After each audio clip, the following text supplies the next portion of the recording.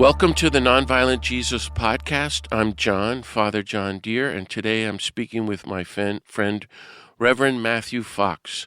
This podcast is a project of www.beatitudecenter.org, where you can find many other podcasts and regular Zoom programs on the nonviolence of Jesus and practicing nonviolence and working for a more just, more peaceful, more nonviolent world. So I always like to begin with a little prayer, so I invite everyone listening to wherever you are just to stop and take a deep breath and just to relax and recenter yourself and notice how you're feeling as we begin. And I invite you again into the presence of the God of peace who loves you infinitely and personally. And let's welcome the nonviolent Jesus here with us. Just take a moment to ask for whatever grace you need to follow the nonviolent Jesus more faithfully and to do the will of the God of peace.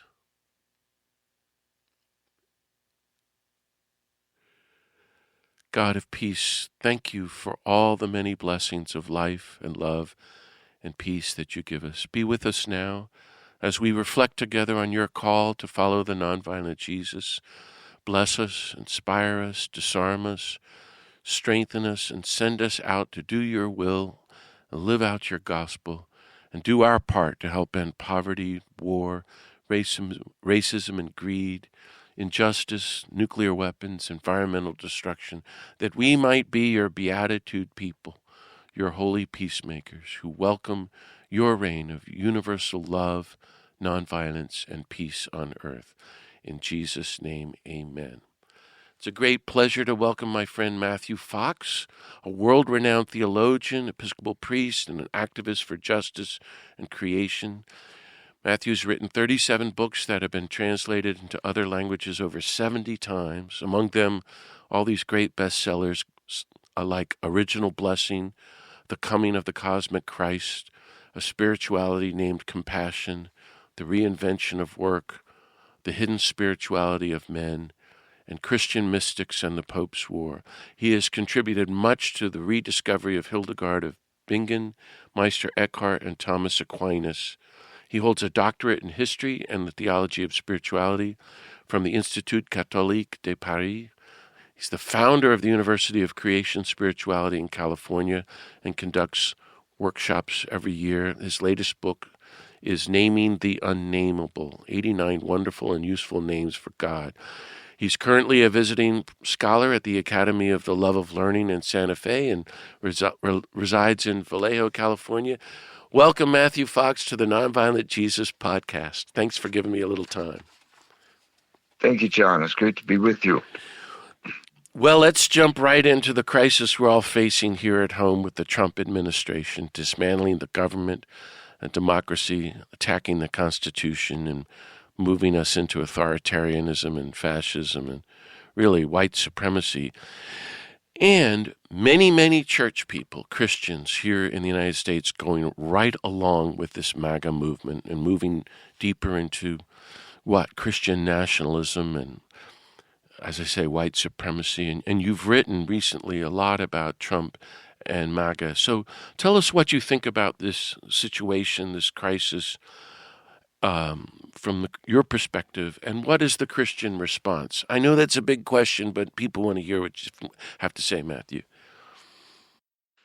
Well, it's a reality. We're in the middle of a coup, and American democracy, as imperfect as it is being hijacked in the name of authoritarianism and billionaires and the rule of the few, a government by the few, for the few, and of the few.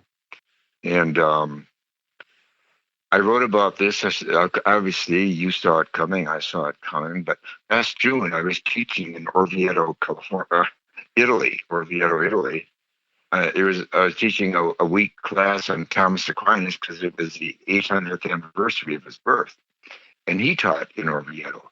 And my Italian friend, he took me to the cathedral there, which is a very beautiful cathedral. Some people call it the most beautiful cathedral in Europe. And he took me to this one chapel within it, a big chapel. He didn't say anything. He put me in front of this fresco, giant fresco, and I just stared at it. And I said out loud, first word I said was, "It feels like Donald Trump." And then I looked at the title. The title was The Antichrist, Preaching and Deeds of the Antichrist. So I went home and wrote a book called Trump and the Mega Movement as Antichrist. I had to rush it and get it out fast before the election, but it contains a lot of language, I think, and understanding of what's really going on, because Antichrist is an archetype for evil. And what's going on is evil. It's not just different politics. And the painting was done by Luca Signorelli in 1501, the very beginning of the 16th century.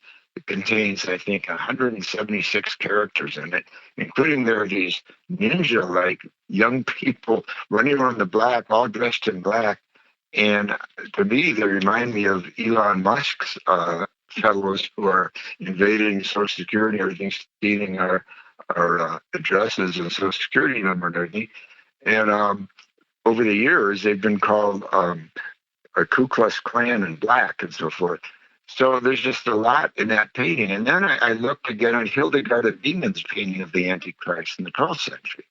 And her painting is extremely stark and stunning, and it draws on apocalyptic imagery from the Book of Revelation, and it shows patriarchy as being at the center of things, of the darkness, the unraveling. She demonstrates the unraveling of order that's going on, and she has animals that represent greed, and that represent warlikeness, and that represent envy. They're undoing the ropes of society, and she comments on it, talks about the role of injustice and all this. So these are two powerful statements from our history, our Christian history, about evil. And what I like about both of them is they don't hold back. That they're stark, they're in your face, just like the book of Apocalypse is, and the book of Daniel is. And there's so much cover up, there's so much denial, there's so much yes, but in the media and in religious journals. I mean, I found after the book came out, the so-called religious journals were afraid to touch my book. They don't want to talk about evil. You see, the church has put so much energy in talking about sin that they haven't even dropped the language for talking about evil. And there's a difference between sin and evil. And I really learned it from my Lakota friend, Buck Ghost Horse. He said to me, in our tradition, fear is a door in the heart that lets evil spirits in. So all real prayer is strengthening your heart so that evil spirits stay outside that door. And in one of my books, a major book on evil, I compare the 7 capital sins of the West to the 7 chakras of the East. So each of our chakras is a door, like that 4th chakra that Marcos was talking about, the heart chakra. And we have to realize, the door, we have to be perceptive about when to open the door and for whom to open the door. But we also have to be strong, as Buck says, to resist letting fear and evil spirits. That's the point, that evil is something spiritual. The opposite of evil is not good. The opposite of good is bad. The opposite of evil is the sacred. And evil operates at the level of the sacred. It operates in a world of spirit. So I think that evil spirits are involved in the takeover of the Supreme Court by Opus Dei and Leonardo Leo and these far-right fascist Roman Catholics. And I think evil is involved, obviously, in this whole mega movement. And again, Opus Dei is very evident in that movement and other far-right movements, both evangelical and Catholic. So these forces are very big, and evil is smart, it's intelligent, it goes where the power is, and it plans way ahead. This movement that is culminating in Trump, he didn't begin it. It began at least 40 years ago, and has gathered kind of like a storm or something. Like you said, it's gathered racism. It's gathered um, uh, revenge and resentment. And all this is gathered in the storm and the dust of it all. But they are prepared, as we know. And of course, I have a whole chapter on Project 2025 in my book. I point out 18 points there within it that are utterly anti-Christ. So I have a chapter on Christ, what he stood for, like your wonderful book on the Beatitudes. And then the next chapter is Antichrist. Antichrist, the opposite of Christ. So, that's not hard to get. So our ancestors have language to talk about evil, but our media even our so-called religious media, is afraid to talk about evil. They want to talk about sin. They don't want to talk about evil. Right. Well, gosh, thank you, Matthew. And so much to reflect on there. Nobody talks about evil, but I'm thinking so much as you're speaking of my friends, the Jesuit martyrs from El Salvador, remember, who were killed in 1989. They talked about evil when I was with them, and they were naming the death squads as evil. And we don't do that here. And I remember, just to reflect with you a little bit about all this before I move on, growing up, my teacher, was Daniel Berrigan. The first time I met him 45 years ago, he said, what we're up against is not just a person, but he was paraphrasing St. Paul and the principalities. And he said it's death. Anything that brings death, the methodology of death is what, because Christ came that we might have life on the fullness of life. And when I see what's going on now, just the slashing of, it's hard to take in the billions and billions of aid that went to Africa and Latin America is gone. And then yesterday, as we're recording this, he's over there just flaunting over the incredible greed of the trillionaires in Saudi Arabia. There's it's drooling for his own airplane. Yeah, but it's so far beyond him or narcissism. It's just, as you're saying, that it's the spread of real evil, and we're all getting co-opted by it. And so, whereas Christ was calling us to spread goodness, Dr. King even talked about organized goodness and organized love and the fullness of life for every human being. I couldn't agree more about St. Paul. The battle is against powers and principalities. Well, those are names for angels, for spirits, bad spirits.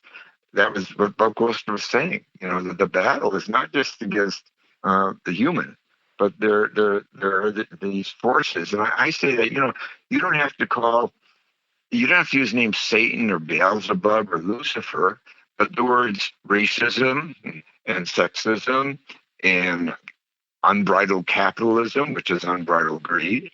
All these are idols. All these are gods and goddesses, and angels. They're spirits, evil spirits, and they're spirit because they come back every generation. Humans die off, and we had a civil rights law and movement there 60 years ago, but has gradually been undone by the current Supreme Court and so forth. So you realize, we are swimming in a world that's bigger than just the human when you're talking about evil.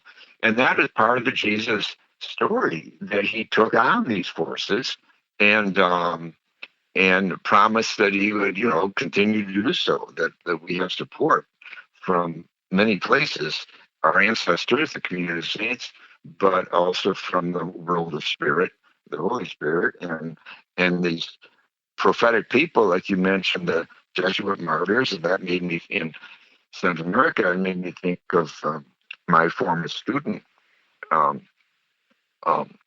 who was martyred in the Amazon, Sister Dorothy Stang. Yeah. On behalf of defending the peasants there and the local farmers, and of course the rainforest. Yeah. And beautiful people. Bishop Casagalaga, the year of silence, they went and visited him, a real saint. Yeah, I knew him too. Great man. Amazon. Yeah. Great man, and he was silenced by the Vatican. Yeah. And so in our lifetime, my lifetime, I think there have been more martyrs in South America in Central America than there were in the first century of the Christian Church in Rome.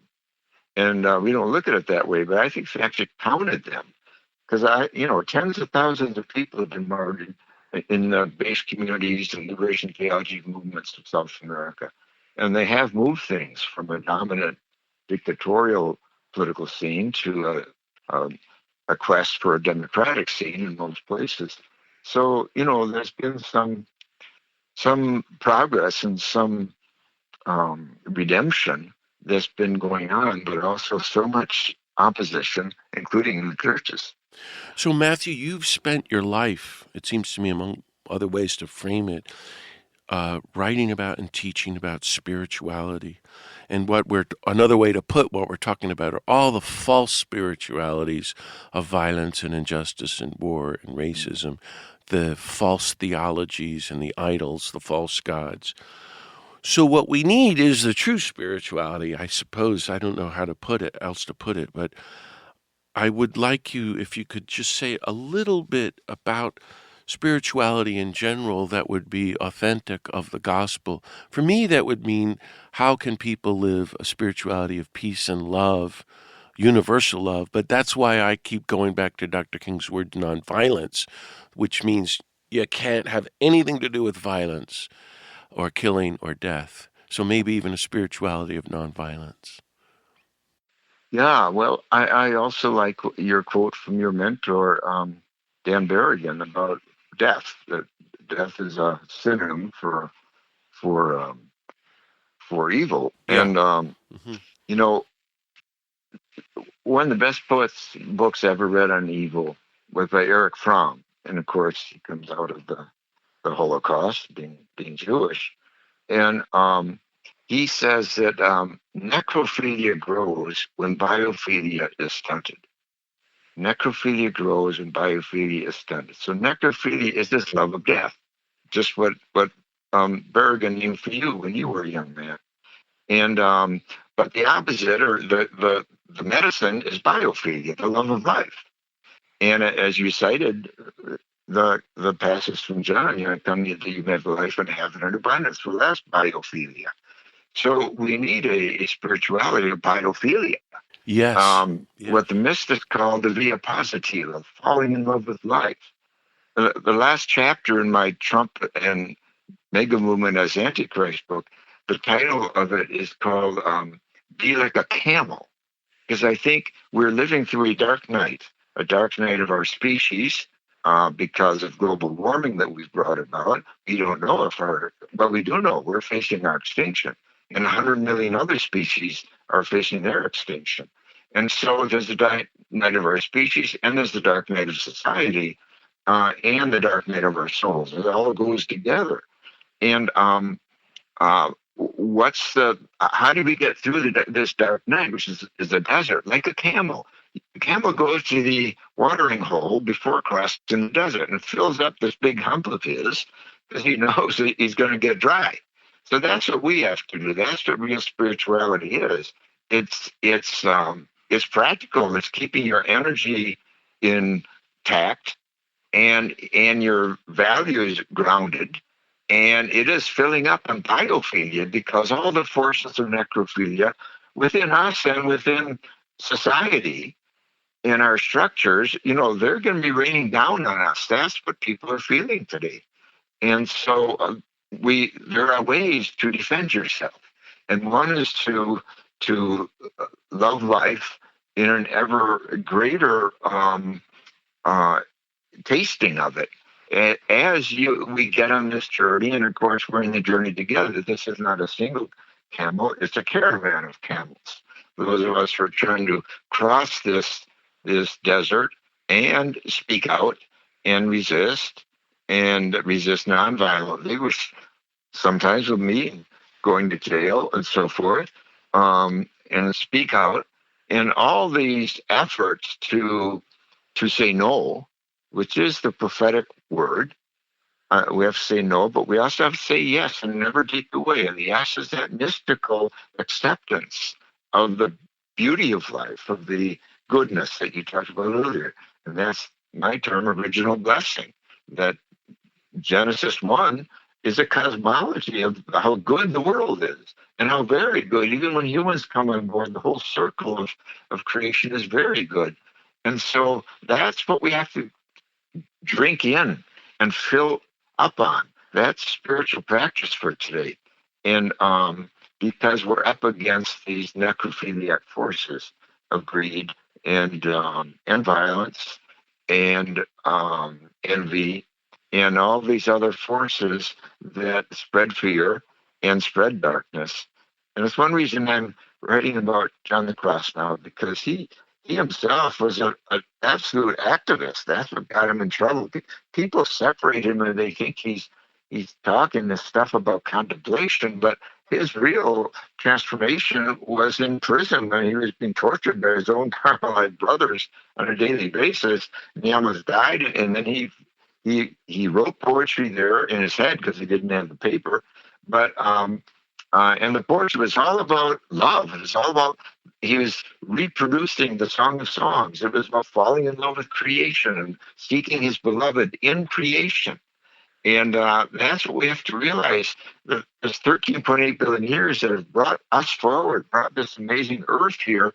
It's in jeopardy right now because of our species. And it should be able to unite all of our species, all of our countries, and all of our ideologies should be able to unite around gratitude for our existence. And that's biophilia. That's wonderful, Matthew. When you write this book, do you remember, do you have a copy, or I would encourage you to get a copy of The Dark Night of Resistance by Dan Berrigan. When he went underground in 1970, and for months the FBI was chasing after him, he wrote a book about the experience while underground, and he used John of the Cross. And so he's talking about being underground and resisting the Vietnam War with texts from St. John of the Cross, as only Dan could do. And thanks for reminding me of that. Yeah, and I think it's the most creative writing Dan ever did, because from John of the Cross, he says, well, in the end, to be human is to resist. And resistance is a mystical, contemplative practice. Isn't that great? It's not what you would have expected, not what anybody expected Dan Berrigan to write. But I want to move on and ask you about... Another way of saying that is to be human is to have a conscience. Yeah, but a conscience demands tells you to action. Say no. It tells you to resist. Yeah. Say yes and no and no. I want to ask you about Jesus, Matthew. As you know, I've sort of put my chips on talking about the nonviolence of Jesus, as even in light of all the issues, or whatever you call them, maybe they're not issues, every war, as a way of responding and dealing with audiences, I say, well, what would Jesus have us to do? But Gandhi and Dr. King said Jesus was the most nonviolent person who ever lived. And if we want to follow him, we have to be nonviolent. So that's why I keep talking about the nonviolent Jesus. I just wanted to ask you to reflect with me on your take on Jesus these days, or even the nonviolence of Jesus. And I was thinking about this driving over here this morning, and I thought, well, what a thing to ask you, Matthew. But, it's a great question. What are you thinking about Jesus these days? Of course it is. Yeah. Well, first, I want to thank you for your life's work and your writing and your recent book on the Beatitudes of Jesus, which you gifted me with the advanced manuscript of that. Because, in fact, Thomas Aquinas says the essence of Christianity is found in the Beatitudes. Wow. I didn't know he said that. Yeah, that's what you've been working on. So Beatitudes represent Jesus' teaching, of course. And I think you've done a very fresh remake of the Beatitudes. I myself am teaching a 24-week course coming up on Shift Network, which is about Christianity 2.0. 2.0, where I'm trying to go back to Jesus, and but also to the mystics and prophets who interpreted them over the last 2,000 years, including people like Thomas Merton and it was of course Berrigan's mentor and so forth, who who saw what you're seeing, that especially in modern times of this horrible warfare we've invented, that nonviolence, and of course King and Gandhi, that nonviolence is the only way to get there. But the nonviolence, of course, where does it begin? It begins with ourselves. It's what even Muhammad said about the jihad. That the primary jihad is that inside our own souls. So we're all carrying the seeds, as Thich Nhat Hanh says, the seeds of violence and the seeds of nonviolence. And we have to be aware of that, and then we have to say, how do we contribute to nurturing the seeds of nonviolence versus the seeds of violence? And that doesn't mean, to me, that does not mean we don't have moral outrage. In fact, we have to pay attention to our anger. Aquinas says nothing great happens without anger. So anger is that fire that in the belly, the moral outrage that said, this is, well, outrageous. I have to say no. I have to stand up and say no. And so, some people, I think, misinterpret nonviolence. And I think the dualistic tradition, like of Augustine, says, oh, the anger is a sin. No, anger is not a sin. Violence is the sin. Violence is anger taken to the point where it's destroying others or oneself. Whereas we have to, as Mr. Eckhart says, put a bridle on your passion of anger. And what's a bridle? And he says the bridle is a bridle of love. And so a bridle is a steering instrument for a horse, So think of anger as a stallion we all have inside of us. So we're going to lock it up in the barn and call that nonviolence? No. You get the stallion out. You learn to ride it, but you learn to steer it, that bridle of love, so that you're in charge of your anger.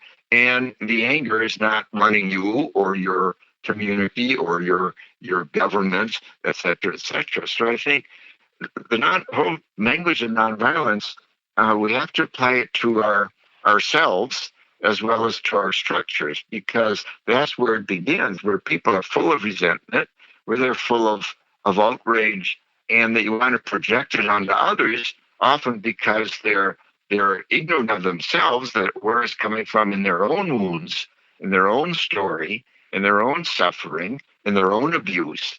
That all that has to be mined, all that has to be, melted by love and by wisdom and by awareness. So I think a big bag opens up when you use the words violence and nonviolence. It's not just our structures, it's not just bad people we can name, but its seeds are in all of us, as Thich Nhat Hanh says. And that's where some of the deep digging has to happen. Oh, that's great, Matthew.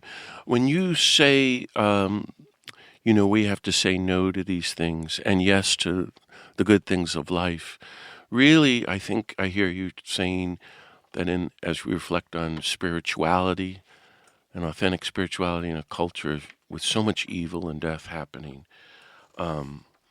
we're talking about being a prophetic people. So I wanted to ask you about that. And that's what happened in Latin America.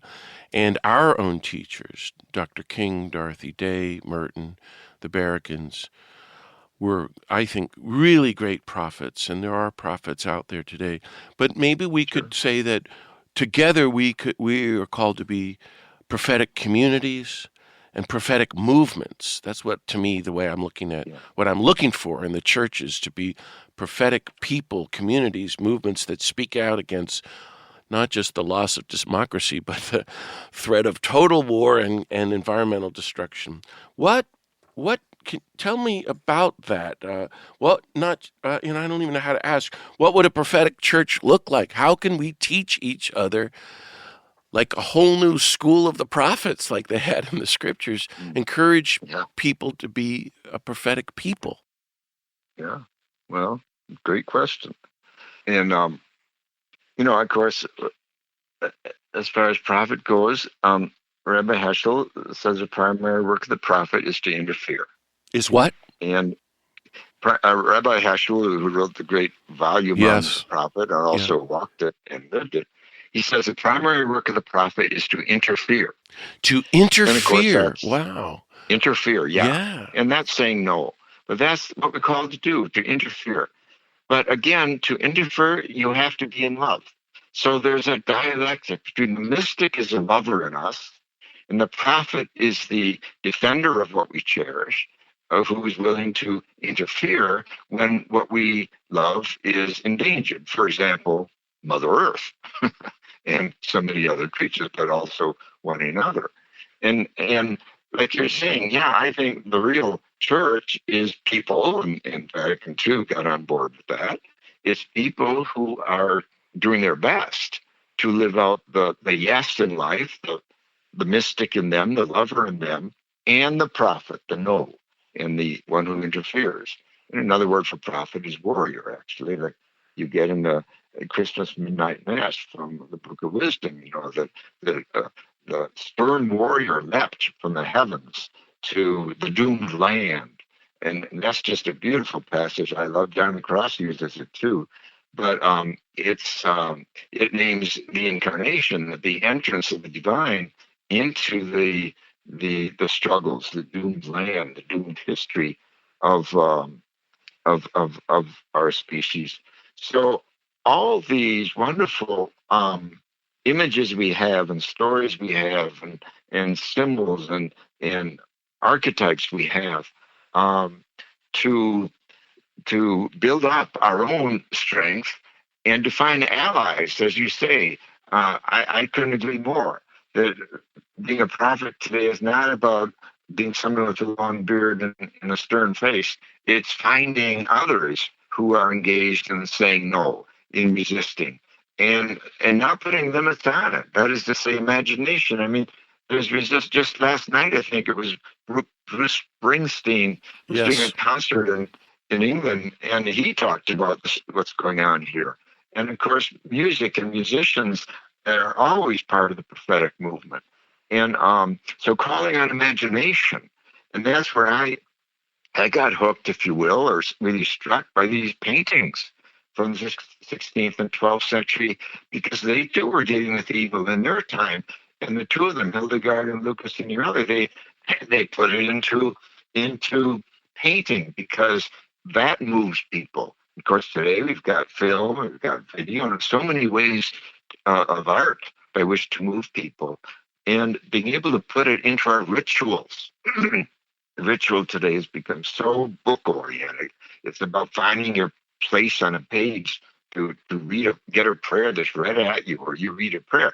No, we have to find rituals that really engage the body, that engage all seven chakras. So imagination is uplifted and juiced up so that we can leave our places of ritual to engage and have the energy of the spirit to be the prophets we're called to be, and to be the mystics and lovers we're called to be. Because prophecy isn't enough. You can be a very dire person and dour person if you only ran on prophecy 24 hours ago. A day, you've got to fill up on that biophilia. You've got to fill up on the joy and the celebration, as well as on the resistance in saying no. Well, that's Prophets I've known great. have always had good senses of humor. Yes, Let me right, just put it right. that way. And Dan certainly did. And Joan There you Baez go. says Martin Luther King was the funniest person she ever met. Oh, And wow. it's That's very glad to hear encouraging. that. Yeah. That's wonderful. I never heard that line. That's Yeah, a great yeah. one. And And coming and from Joe Baez, it's yeah. triple meaning to me. I love it. Yeah, and it's heartening. And all Exactly. Tutu and Thich Nhat Hanh, who I knew, were very funny and fun people. I think that's a Mm, good note to end on. I'd love to go on more, but how about you sure. coming on again some other day and we carry on the Well, conversation? that would be fun. I've enjoyed our conversation, of course, and I Is there, honor your work. thanks, Matthew. Is there anything else you'd like to share with us before we end? Or any final thought to our listeners in these Well, times? yeah, I think our generation has been blessed with a lot of healthy theological directions.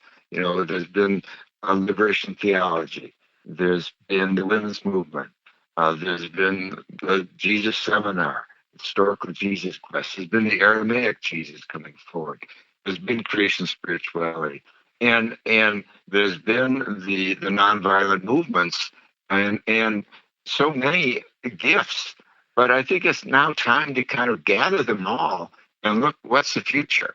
And you've been talking about that, the future of a prophetic people. I'm not even sure the word church is a good word anymore. I think, but a spirituality that gathers. That's what church means, a gathering, and it means people, as Vatican II underscored. And so, how can we alert the people, or enliven the people, and juice the people? How can that happen? And of all generations, and let's stir up ritual, because that's historically where people have gathered, and especially oppressed people, the slaves and the Jewish people. They found so much energy, and of course, indigenous people.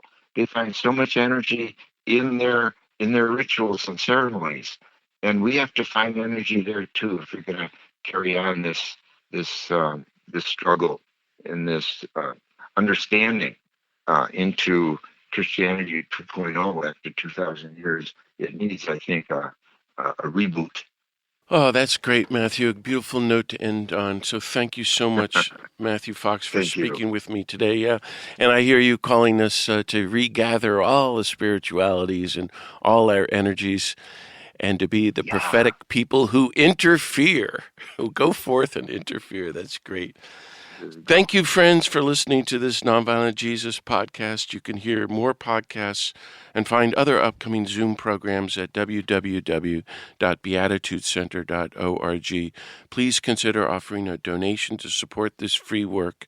And if you can, please leave some positive feedback or review at NCR or Apple or Spotify or whatever platform you use. And most of all, please help spread the word about this podcast by telling all your friends. May the God of peace bless us all. Keep on following the nonviolent Jesus, and see you all next time.